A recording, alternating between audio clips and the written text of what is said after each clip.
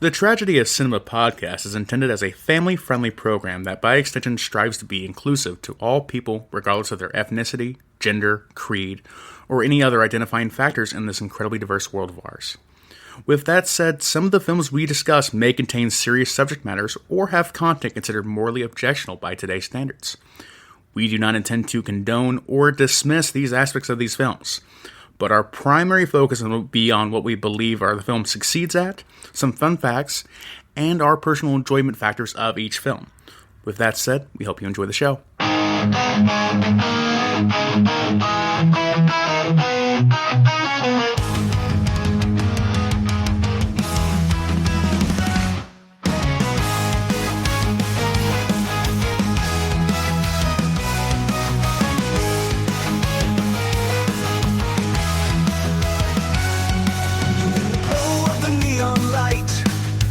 Jimbo and Kyle take flight.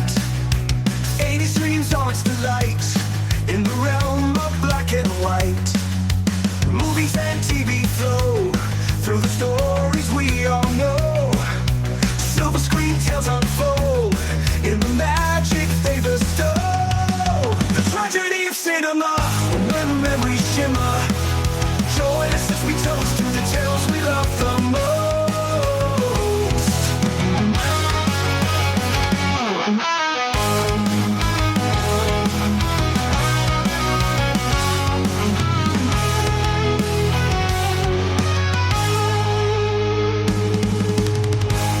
Tragedy of cinema, where memories shimmer. Join us as we toast to the tales we love the most. For ages, he has hidden in the forest, eluded hunters, baffled scientists, and remained a mystery until the Hendersons bumped into him. What is it? It's a major discovery. We have to take it home. George. It's alive! It's eating my 15th birthday corsage! Uh-oh. George, he's coming back! Stall him! I can't. How? Show him the pasta maker! This is our home! Our stuff! Sit. Exercise, Irene. This is it. The whole world's gonna know.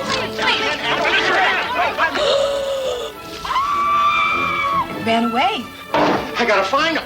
Are you going to kill him? He means something to me. Can't you see that? He means something to me. We'll never see him again, will we? What I'm going to say now might save his life. There has been yet another sighting of the creature that some people are now calling Harry! Harry? Since when does he have a name? Since right now. The average American family just got bigger. Harry and the Hendersons. Isn't he something?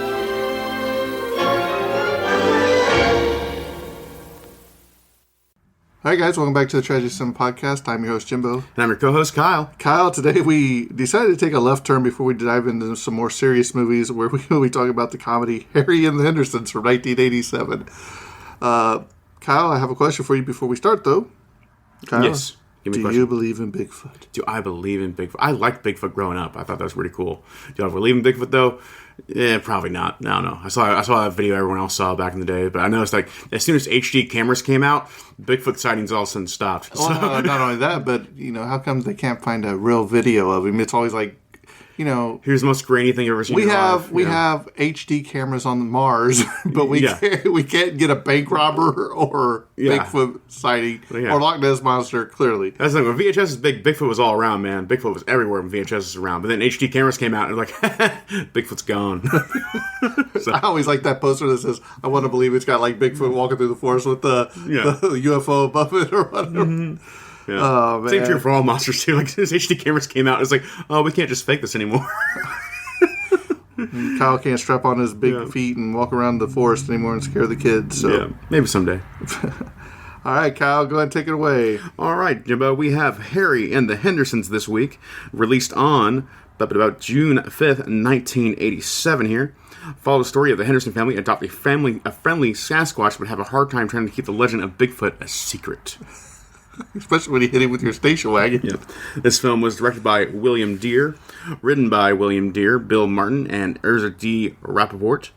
Produced by William Deere and Richard Vane. Composed by Bruce Broughton. Cinematographer, Alan Devois. Editor, Dan Camburn. Casting directors, Jane Feinberg, Mike Fenton, and Judy Tyler. And production designer was Jim Bissell. Budget for the film was $10 million. Just for inflation, it would be about $27.7 million today. Opening weekend made only $4.1 million. Just for inflation, that would be about $11.5 million today. And then gross for U.S. and Canada was $29.6 million. Just for inflation, that would be about $82.5.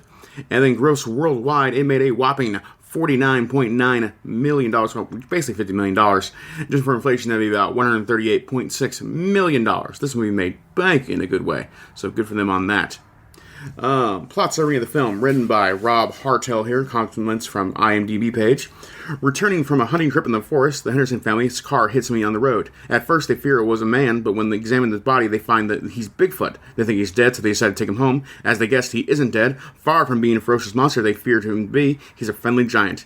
In their attempts to keep him a secret, they have to hide him from the authorities and man who has made his goal to life to catch a Bigfoot in real life. It's a really good movie. It's a fun little romp. In the woods? Oh, yeah, it is. Technical details of the film. This film has a runtime of 110 minutes, just under 2 hours long. Sound mix is Dolby Stereo. This is a color film. Aspect ratio is 1.85 by 1. The camera used was a Panaflex camera and lenses by Panavision. Laboratory was Deluxe in Hollywood. Negative format was 35 millimeters. Process is spherical, and print format is 35 millimeters. Moving on here, we're going to go to the cast of the film here. We got some good cast going on, so we're going to go quick. We have the legendary John Lithgow, who has like one of my favorite voices of any actor ever. I think he just has it's an uncommon voice, but at the same time, such an energetic and emotional. You know what else he's got? He's got that pretty good receding hairline. Oh yeah. His forehead's like this big. Yeah. And also that hairline's also stayed there for like 30 years, which is really impressive. All the way since we did Buckaroo Banzai or whatever. Buckaroo Banzai, yeah. He looks the same. Yeah, looks exactly the same. Yep, so John Lithgow also appeared in such films such as Shrek in 2001, The World According to Garp in 1982, and he was in the television series Third Rock from the Sun from 1996-2001, which I think was an underrated series overall. Jimbo didn't care for it as much, though. No, did you, Jimbo? No, he didn't care for it as much. Okay. Get the young Joseph Gordon-Levitt, though. Another reason why it was bad. He's a good actor, Joseph Gordon-Levitt. I like that kid. I like that kid who's older than me. Yeah. Melinda Dillion played that grandpa. Yeah, Melinda Dillion played the role of character Nancy Henderson. Melinda Dillion was also in the film Magnolia in 1991. You know what else she was in, Kyle? What else was she in, Jimbo? A Christmas Story. She was the mom. Oh my gosh, she was the mom. That's cool. All right, next up we got Margaret Landrick playing the role of Sarah Hendren. Margaret Landrick also was in the film My American Cousin in 1985. Then we have Joshua Rudolph playing the role of Ernest Hudson. Ernest Hudson. Ernie Hudson, the guy from It says Ernie Henderson in the but several times John Lithgow walks up like, this is my boy Ernest, and but in the cast they're like, no, let's just call him Ernie. Like, what shush. Bad movie. No, the movie's fine. Bad for that one quality there. Or bad from the IMDb page, anyways. Joshua Rudolph was also in the film Flatliners in 1990. Then next up we have Kevin Peter Hall playing the role of Harry, the big Sasquatch himself. Kevin Peter Hall is also easily most recognized for his role as the Predator in the original beef jerky deal he signed. The beef jerky deal signed. The beef jerky boy. The jerky boy. That's what they call him. The jerky boy. Hey, jerky.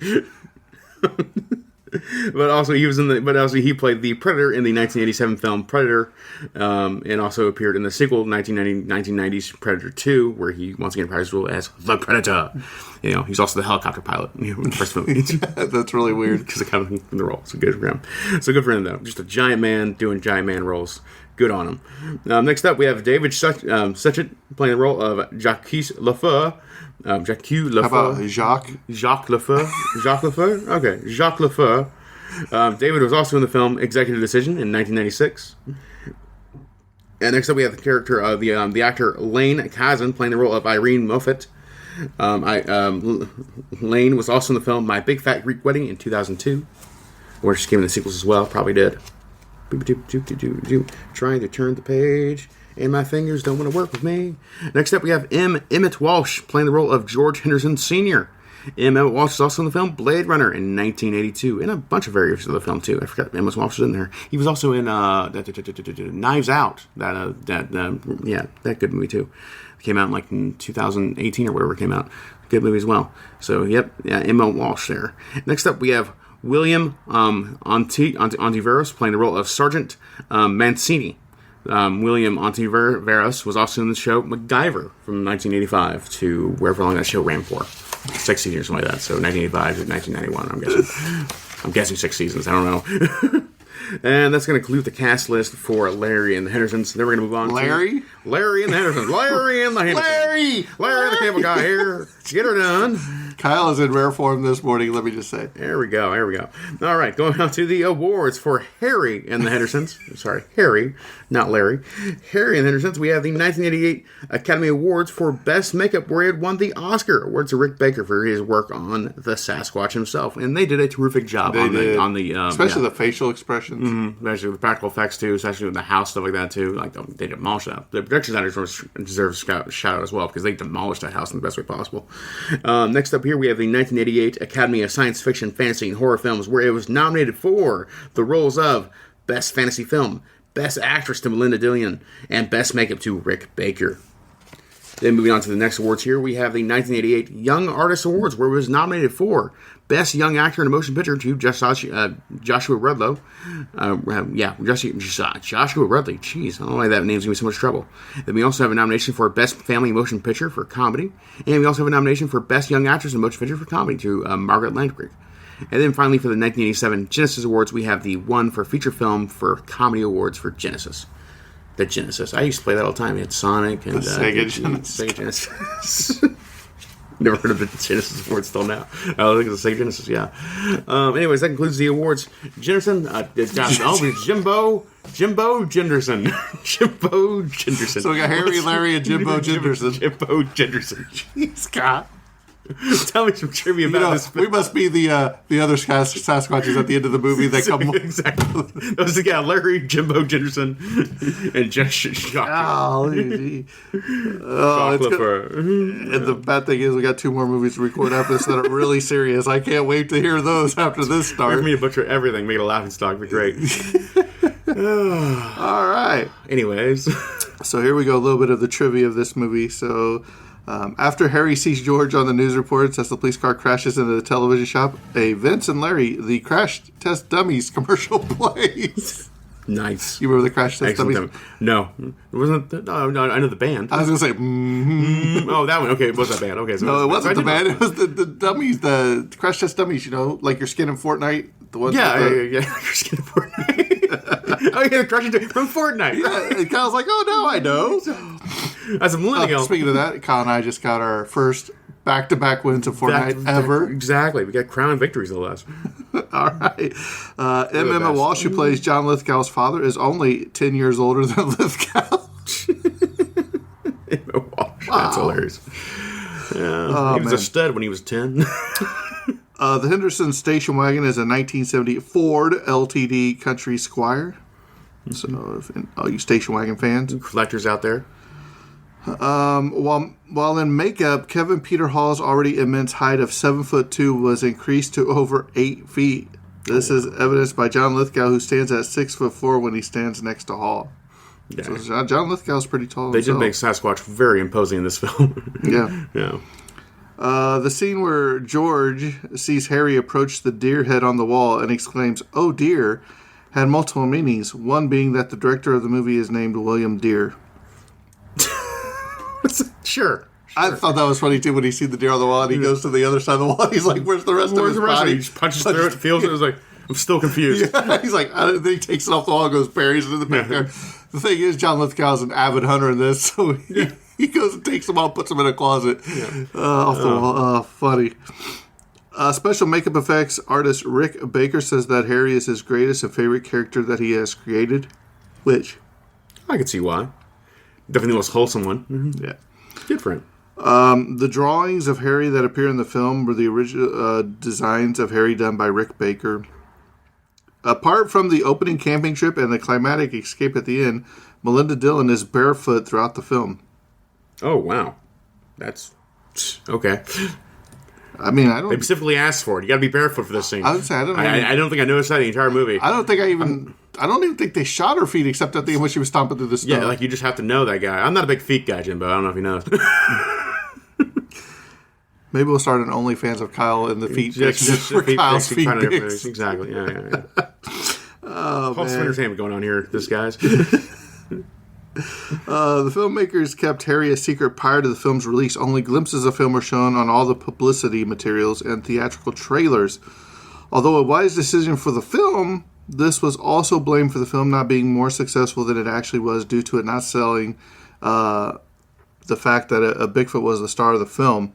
As a result, the film was renamed Bigfoot in the Hendersons in many overseas territories, and much of the artwork now featured Harry also. The film, however, has reverted back to its original title in the DVD and Blu-ray age. Oh, cool. Yeah, I can even see the original movie poster here. Just like it just shows his hands, like, breaking up into the door. It doesn't actually show, Harry at all. So yeah, I can definitely see why it could be having a negative reception. Where it's like, hey, we want to see the Bigfoot in the trailer, in the poster. Yeah. But they do. I think that's nice for some stuff. You don't want to see it, like, especially like Godzilla. What Godzilla looks like, but same time you want to see a new Godzilla every time. But they don't show it to you. You might see the ripples in the water. You know what I mean? You want to see the tail. You want to see the. And then you might have that one shot of him like shooting flame from his mouth. But it drives intrigue. Thank you. There we go. Yeah, that's a word. I was getting there. According to Rick Baker, he based the design of Harry off orangutans, particularly Harry's beard, if you notice, had different colors in it. Oh, makes sense. The Hendersons' fake address is 437 Manning Drive, Seattle, Washington. The actual house is located in the Wallingford district in Seattle. According to Rick Baker in his book Metamorphosis, he and executive producer Steven Spielberg made up after a falling out they had during pre-production on E.T. the Extraterrestrial. Nice. Emma Walsh, John Lithgow, who were here, both George Henderson Sr. and Jr., were in the Planet of the Apes franchise, Kyle. Walsh played a military aide in Escape from the Planet of the Apes, and Lithgow played Charles Rodman in Rise of the Planet of the Apes. Ah, that's right, Rise of the Planet of the Apes. I forget about that film. It's a great trilogy. Good movie. Yeah. Yep. The statue in Dr. Brightwood's place of business is the gremlin from Nightmare at 20,000 Feet. John Lithgow starred in a remake of the same sketch in The Twilight Zone, the movie. It's cool. It's a small world. In a brief scene, John Lithgow is carrying a Bigfoot lamp. Melinda Dillon had previously appeared in A Christmas Story in which a female leg lamp was an important plot point. Two other references to the movie are Ernie has the same glasses as Ralphie and gets the same BB gun as Ralphie. Kyle, have you ever seen A Christmas Story? Yes. I'm surprised. I didn't really care for it. Yeah. Oh man. I'm going to have to erase that. It's for a time. I might have to erase that because Kyle just set the comments on fire when I put that out. How dare you? It's an American classic. Yes. I guess, sure. He'll put his eye out with that thing. Yeah. You kind of remind me of Ralphie. Especially the pink bunny suit. How dare you? The pink turkeys. No, I better not. Okay, Kevin Peter Hall said that the role of Harry was his favorite role. So, like I told Kyle earlier, the hunter has become the hunted. Mm-hmm. Oh, yeah, especially in the end. The producers of the movie had to pay the city of Seattle to keep the lights on in the Space Needle lift for the night scenes where George rescues Harry. And last but not least, Harry speaks at least 2 words, possibly 3. When he sees the mountains in the distance when he's near the freeway, he wails and it sounds like he said, Mama. Then a man cleaning up dog poop, he says, yuck. And at the end of the movie, he says, okay. Nice. So Kyle, there wasn't a lot of notes for this movie, but give me your top 3 favorite moments from this movie. The recurring bits with the pool guy digging out the hair or the front bumper of the car. And that whole recurring bit was pretty funny. It's like, do you have a cat? It's like, no. Good, because it's dead. I was surprised by the vulgar language of the film. That was like a PG film, but dang, if they don't say a lot of curse words for the entire more than they get away with now. Now, this one would have been a PG-13 if it was released today, I think. That was pretty funny. I kind of noticed that detail a lot. And probably the sitting scene where like the initial taught John Lithgow had taught Harry how to sit, and then he just destroyed the entire house, and just the destruction of the house in general was a recurring bit that I really appreciated a lot. Jimbo, where are you from your favorite bits in the film? Probably my top favorite 3 was when he sneaks into the neighbor's house or whatever, and he's getting the fridge, and she wakes up with the curlers in her hair, and she goes around the corner and thinks it's a mouse, and so she gets a magazine to snap it out. Oh my gosh! Smacks his toe or whatever, and she ends up passing out. Yeah. I like that one. I think the scene, probably one of my favorite scenes in the whole movie is when John Lithgow goes up the ladder and Harry is in the girl's room and he gets him in their sight, and he just has that look in the sight and he's like, I can't shoot it. Oh, yeah. You know, because his facial expressions. That's the character change right there, too. That's when you think the whole movie changed. And then probably when he said they're all blow drying him and he's watching the Addams Family or whatever. It's such a great movie, though. Yeah. I definitely. Oh yeah, Harry loving the Addams Family is just so absurd, but also ridiculous too. It is a moment where like we're just going full just full cartoon at this point. Well, then before that, when he said they're watching the TV show with the monkey and he's just like laughing. Yeah, I love too when he sinks into the lazy boy. Yeah, he just sits there, he's just slowly just eating it. And he's eating chips and dips and so it's talking about to eat dip. He didn't like the blue cheese and he just throws it against the wall. That when the kid opens up the door at the end to take a picture, and all the animals, all the animals he had all killed, the animal heads, all the animal heads fall out. And Harry looks at him and he's like, "Look, I'm human. I made a mistake." He's like, Daddy's like, "What are you going to do?" He's like, "I know something they'll do." And they go outside and they bury all of them. The mass burial ground, the mass shallow grave they put in the... Well, that, and I also which think... is very dark for a kid's movie. I also think when Harry's petting the dog, when they teach him to pet the dog, because he's about ready to snap his neck, I think that's a great scene too. But this movie's filled with a lot of them. So I'll go ahead and start, Kyle, on this one. I think this is a great family film. It's hilarious at moments. Just when you think it's going to be a little bit of scary, they throw the comedic element in there, and it's great. Yeah, diffuse it nicely. The artist and makeup tree is excellent, and it's just it's a feel good movie. I hadn't seen it in years. I mean, years, probably since like early '90s. But it still holds up. It's still hilarious. Acting is wonderful in it. So on a scale of 1 to 10, Jimbo is giving this one, not for any artistic impressions or great movies of all time, but this is probably an 8.5 for me, just because I can sit down and watch this and laugh anytime I want. And I think it's a great family film that you can show anybody and enjoy. So that's my take, Kyle. Not quite as positive as you. I like the film overall. I think it's a good film. It's a good family film. It still holds up pretty well. I do think there is the problem though. Like there is a lot of vulgar language. Well, in the film. that yes. Yeah. And there are some serious topics that are at least touched upon, but like so they're diffused before they go too over the top too, like with the guns and all kinds of things as well. And of course the animals being buried in shallow grave like that too. So it kind of relates to like if you have a very young kid, like I'm saying like 7 or younger, like maybe a little tough. But overall, it's a pretty good film. I'd probably give it a pretty soft 7, maybe a very strong 6, kind of overall, because I do think it's a film worth watching if you're a fan of family movies like that, especially if you're a fan of the practical effects going on with the makeup artistry and all those things as well. So if you're a fan of specifically like really strong makeup effects and the actual like the work that went into making the production design of the house and of Sasquatch, and this film's kind of a must see for those reasons. But if you're not a particular fan of those particular genre of films or those kind of technical aspects, then you can probably pass on it and be just as fine as well. So it's like it's good, but it's not a need to watch. It's a film you won't regret watching, but it's a film you don't need to watch necessarily. Now I'm going to give it a soft 7 overall and say like this film is good. I recommend it, but you're also okay leaving it be if you don't think you care for it. If you look at it like then it's like it just passes. I kind of wonder what like if I reached out to Finding Bigfoot and got their what they thought of the movie, what their what real Bigfoot guys think of the Harry and Hendersons movie. They always it's garbage. They always say there's a little truth in everything. So Is it one of those things that they made this movie to be like, ha ha ha, it's not real, ha ha, look at this, and then this is real, guys. This is real. Like UFOs. Yeah, like your Schimmelfinger's deadly serious. Like, I don't believe Bigfoot's real. This is exactly what I think Bigfoot would be like. if he was real, I wish he was like that. That would be hilarious because I'd have one in my studio now. Oh, yeah. Yeah. Bigfoot was be like, I think we know about it. Larry, Chips. Larry, Chips, yeah. My name's Harry. It's like, sorry. Okay. I do insist, Harry. Harry, Larry, and Jimbo Henderson.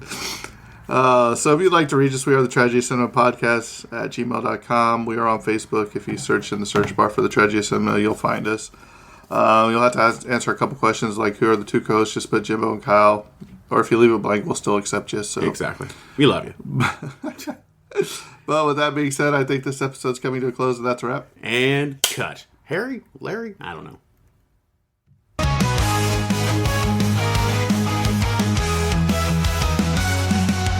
The tragedy of cinema, where memories shimmer. Join us as we toast to the tales we love the most. The tragedy of cinema, where memories shimmer. Join us as we toast to the tales we love the most. Those we love the most.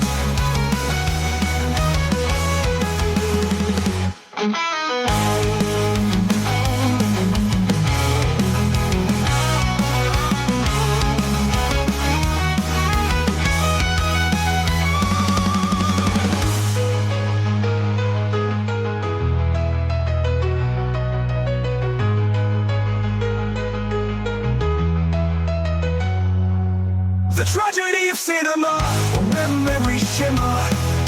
Join us as we toast to the tales we love the most. To the tales we love the most. The tragedy of cinema, where memories shimmer. Join us as we toast to the tales we love the most. To the tales we love the most. To the tales